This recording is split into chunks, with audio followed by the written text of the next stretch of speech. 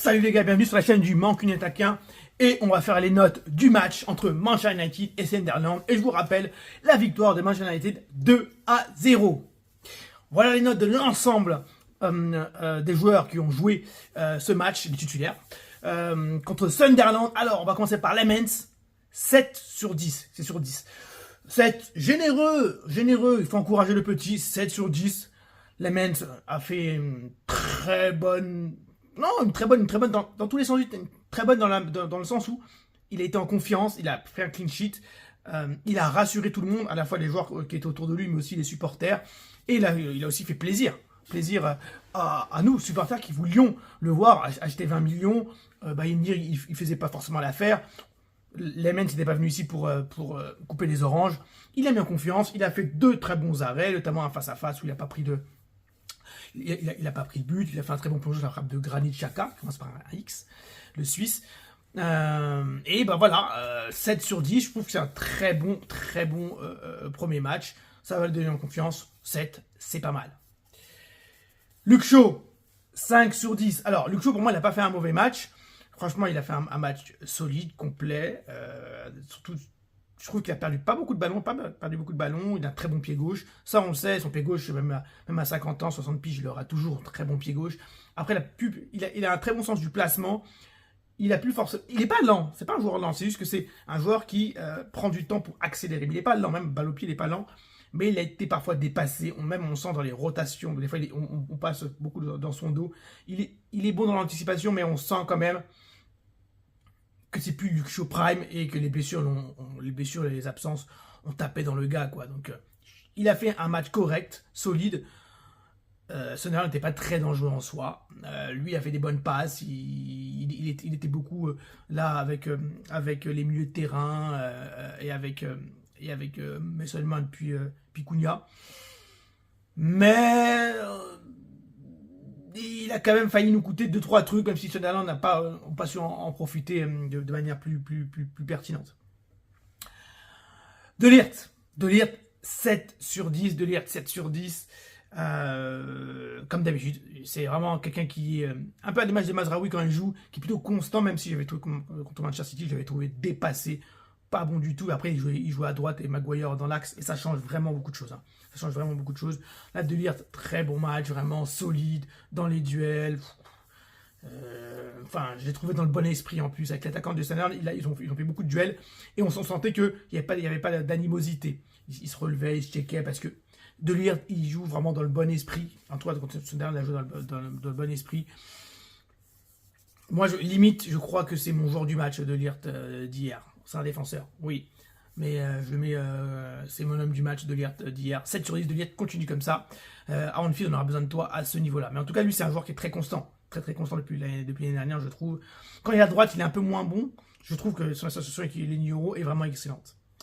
Justement, en parlant de Lenny Yoro, j'ai mis un 6 sur 10, un point de moins que que De Ligt, parce que je l'ai trouvé parfois dans les passes pas justes, des trucs tout bêtes. Il a raté beaucoup de passes simples, alors que c'est l'une de ses qualités, la qualité de passe. Je lui mets un 6 sur 10, bonne note. C'est quelqu'un aussi de plutôt régulier.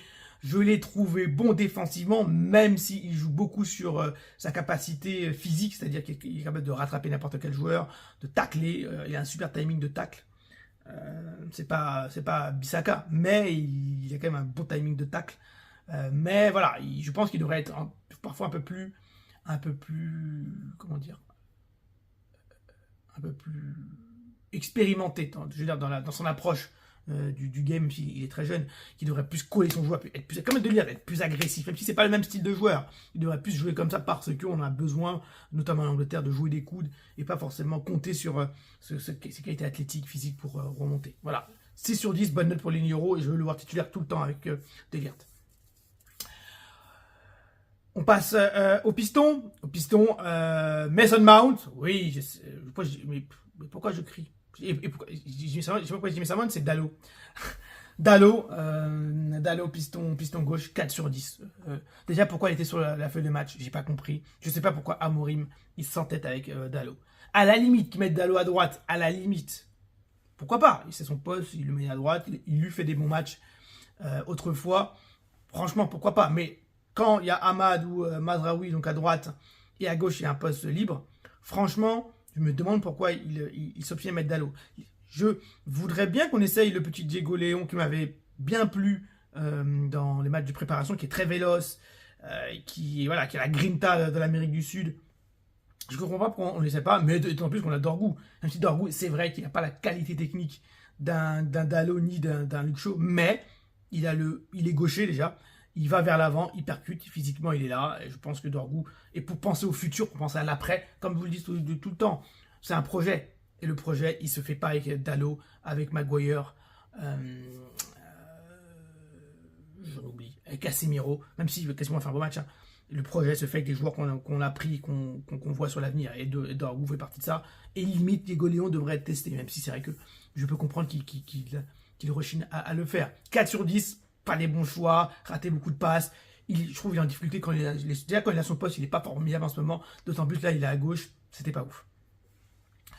Piston droit, Ahmad. Ahmad, je l'ai trouvé plus que correct. Il s'est un peu éteint en deuxième mi-temps. Parfois, il est un peu égoïste, même si là, je trouve défensivement, il était bon, offensivement, il était bon. Il est trouvé bon, mais il peut faire beaucoup mieux. Après, c'est un poste qui est exigeant, hein, qui lui demande de faire beaucoup d'efforts. Donc, on le voit en fin de match un peu exténué, même si c'est toujours un joueur qui fait le taf. Parfois, donc, un peu égoïste, enfin, un peu personnel, même s'il est beaucoup moins que Cunha, par exemple, et beaucoup moins que Feu Garnacho. Il a des traits de génie, des coups de génie dans ses contrôles, dans ses dribbles. Il a une bonne entente avec Mbomo, même si le problème, c'est que les deux sont gauchers. Il aurait pu, je pense, marquer si on l'avait bien servi. Il a loupé une tête à un moment, c'était la frappe de Bruno Fernandes, il a mis une tête, on ne sait pas s'il a voulu la mettre dedans ou la mettre pour Mason Mount. Je pense qu'il aurait pu faire mieux, même s'il a été surpris, c'est une frappe et ça revient sur lui, tête, c'est assez rapide, mais bon, je pense qu'il aurait pu faire mieux. Et Ahmad, pour moi, c'est un titulaire indiscutable, il doit être sur le... Ça peut dépendre des matchs, Mazraoui est très intéressant aussi à droite, mais Ahmad pour moi est très très fort et c'est vraiment, Ahmad, il doit être titulaire à tout le temps et c'est le joueur qu'il nous faut, c'est le joueur qui pour moi qui fait la différence sur le terrain, qui fait des grandes différences. Mais son body language, j'ai trouvé un peu agacé. C'est vrai que parfois, j'ai trouvé un peu agacé, un peu frustré par. Je sais pas s'il est frustré parce qu'il n'a pas de ballon, parce qu'il ne joue pas vraiment à son poste ou parce qu'il n'arrive pas à marquer, mais en tout cas, j'ai trouvé assez frustré, assez agacé par moment. C'est pas très bon signe. Au milieu de terrain, Bruno Fernandes, j'hésite entre 6 et 5, mais 5 ça aurait été un peu dur, parce qu'Ahmad lui a mis 6, Bruno Fernandes n'a pas fait d'erreur, il a mis une super frappe par transversale, il a été, en premier temps, un bon milieu de terrain, même si on connaît ses limites sur ce poste-là, il a fait le taf, ça n'était pas non plus un truc de ouf, donc ça allait, même si en deuxième mi-temps, ils ont de plus en plus traversé au milieu de terrain, on sentait quand même qu'il y avait ça y allait, quoi. 6 parce que quand même offensivement il a apporté au premier mi-temps, il a réussi à être un Bruno Fernandes plutôt calme, plutôt on va dire pas docile mais presque qui jouait un vrai rôle de milieu de terrain sans trop vouloir aller vers l'avant, sans trop vouloir courir n'importe où. En fin de match c'est un peu moins le cas et en plus après il est passé 10, mais 6 c'est une bonne note. Bruno continue comme ça, de toute façon tu vas être titulaire à tous les matchs, donc faut l'encourager. J'ai mis aussi un petit 6 pour Casemiro, qui a fait un match sérieux, avec expérience, sans coup d'éclat. Ahmad lui a mis une super passe en retrait, la frappe, Casemiro, on t'a connu plus clinique sur les passes, mais les passes est rentré dans le ballon et je trouvais le corps en arrière, plat du pied, je pense qu'il aurait peut-être pu mettre une grosse frappasse, coup de pied, comme il sait le faire. Match sérieux, franchement, il a pris un carton jaune bête, et comme des fois il est dépassé, il préfère se laisser glisser pour récupérer. Il est fort dans ça, mais des fois ça lui cause des petits soucis là. Du coup, ça lui a fait un petit carton jaune et il a eu raison de le sortir et mettre Ugarte. Match sérieux, match de gars intelligent parce qu'on a vu qu'il mettait des bonnes petites passes, il se plaçait, il n'a pas cherché à faire compliqué. Et c'est ça qu'on lui demande. On le sent dépassé physiquement, mais que là, contre l'Irlande, il a fait un match sérieux, très sérieux. 6 sur 10, ça lui va bien. Alors, je sais que ça va être controversé. Mason Mount. Il a fait un bon match. Je lui ai mis 6. Il a fait un bon match. Il n'y a pas de problème. Il a marqué. Il a participé au collectif. Il sait défendre, il sait revenir. Et c'est quelqu'un qui percute par les combinaisons qu'il peut créer avec les autres joueurs. Par sa générosité. Et si sa spontanéité, quelqu'un de très spontané, qui a un sens du collectif incroyable, défensivement mais offensivement, c'est quelqu'un qui a un esprit collectif et qui doit être très agréable à entraîner, je pense. Mais pour moi, il est tellement limité, je le sens tellement limité physiquement, techniquement, que c'est dur, quoi. Même si à un moment, il a fait un bon enchaînement, il a récupéré, il a mis le talon lapin. C'était agréable à voir, mais... Ouais, il y a un truc généralement, qui ne me va pas au Mason Mount, qui doit pour moi même pas être titulaire, d'être sur le banc et limite même pas être au club. Mais il a fait un beau match, il nous a servi et moi j'espère avoir tort quand je dis des trucs négatifs sur Manchester United, je veux avoir tort. Je veux avoir tort. Quand je dis un truc négatif, je veux avoir tort. Moi je veux que Mason Mount il soit ballon d'or. Il est ballon d'or, moi je suis trop content. Mason Mount, il n'y a pas de problème. Il a fait un beau match, il a marqué un superbe but, continue comme ça Mason, si tu es titulaire, propose-nous des performances comme ça et moi je serai le premier. Je serai le premier à être derrière toi. Voilà.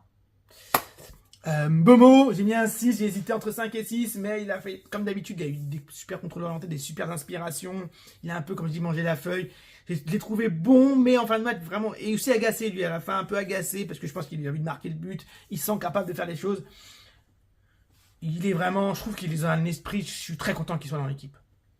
C'est un superbe recrue, il a l'esprit collectif, c'est un super joueur dans son style, il a une bonne frappe de balle, je trouve qu'il contrebalance vachement avec Bruno, dans le sens où Bruno il a une forte personnalité et on sent qu'il domine un peu les autres. On sent que Bomo, voilà, il y a un équilibre. Et ça c'est intéressant de le voir. Je trouve qu'il pourrait à terme faire un bon capitaine en fait, ou un bon vice-capitaine. Il a l'esprit, et moi-même il y a eu une espèce d'embrouille avec Luke Shaw et je sais. Et Casemiro ou Luke Shaw, peut-être les Niro quand il a perdu le ballon, il y a eu une contre-attaque, et on sentait, il y a eu un corner, et on l'a vu faire ce geste, genre calmez-vous, on se concentre sur le corner, on doit défendre. Je le vois bien vice-capitaine ou même parfait capitaine à terme, c'est un super joueur. Enfin, Šeško, j'ai mis un 7 sur 10, un 7 généraux comme les Mens, mais on aurait pu mettre un 6. J'ai hésité entre du match Šeško, mais j'ai mis plutôt De Ligt. Šeško, moi je trouve, il a fait l'un de ses meilleurs matchs, il a marqué un but. Et ça fait 2 buts pour lui. Et ça fait du bien. Quand on a un attaquant, il met 2 buts déjà. Franchement, si à la fin de la saison, il nous met ses 11 buts, je serais content. Ça serait très plaisant. Je le sens dangereux. Je le sens capable de plein de choses. Je sens beaucoup de potentiel, avec beaucoup de déchets. On sent même quand il a le ballon. Il veut faire 4 trucs en même temps. Il veut dribbler, accélérer, marquer. Calme-toi. Respire. Prendre la confiance. Prendre confiance en toi. Il a besoin de... Mais quand il réussit quelque chose, on sent qu'il prend la confiance. Il prend confiance et c'est agréable. On voit que c'est un bon joueur de football. Très bon attaquant. Il faut qu'il continue, il faut qu'on continue à le nourrir. Il faut qu'il marque des buts pour remettre en confiance, que ce soit les tapines, etc. Il faut qu'il marque des buts. Il faudrait qu'à un moment donné, qu'on puisse le lancer. Il dribble un gars, frappe pied gauche, lucarne, qu'il mette un but d'attaquant comme lui, il sait le faire pour qu'il se dise oui, j'ai mis des tapines qui sont importantes, qu'il faut les mettre, il faut être placé, il faut faire les appels. Mais aussi, il y a un but où l'attaquant sent qu'il avait fait un travail par lui-même avec le ballon. Et qu'ils sont aussi impliqués dans un effort collectif. À un moment où on fait une combinaison, on le lance et il y va. Et ça sédimenterait, ça consoliderait le fait qu'il soit dans l'équipe et qu'il soit notre attaquant, notre numéro 9. Même si c'est notre attaquant, notre numéro 9, il fait beaucoup de bien. Il sent qu'on apprend à jouer avec un attaquant et avec lui notamment, et c'est agréable. Voilà pour les notes. Si on peut parler des remplaçants, Cunha a fait une bonne rentrée, même si je trouve qu'il portait beaucoup de ballons, je mettrais un petit 6. Ugarte, 5, on l'a pas beaucoup vu, mais nous 5 aussi. On l'a moins vu que Cunha, on a fait une bonne passe, un bon décalage pour Dorgu, et Dorgu qui est rentré aussi. Je mettrais un petit 6, allez, un petit 6, parce qu'il a fait des appels, il a bien défendu, il court. Voilà, c'est Meinou, en fait, il n'a pas beaucoup touché le ballon. Il a eu un moment, un ballon aux abords de la surface, il a essayé de le s'orienter, il a le contrôle, le défenseur de Tottenham était bien sur lui. Donc voilà, un petit 5 pour Meinou, un petit 5 aussi pour Ugarte, 6 pour Cunha et 6 pour Dorgu en tant que rentrant. Voilà les gars, dites-moi ce que vous en pensez sur mes notes. Et puis très content que Manchester ait gagné, que Liverpool ait perdu. Ça fait plaisir, ça fait plaisir.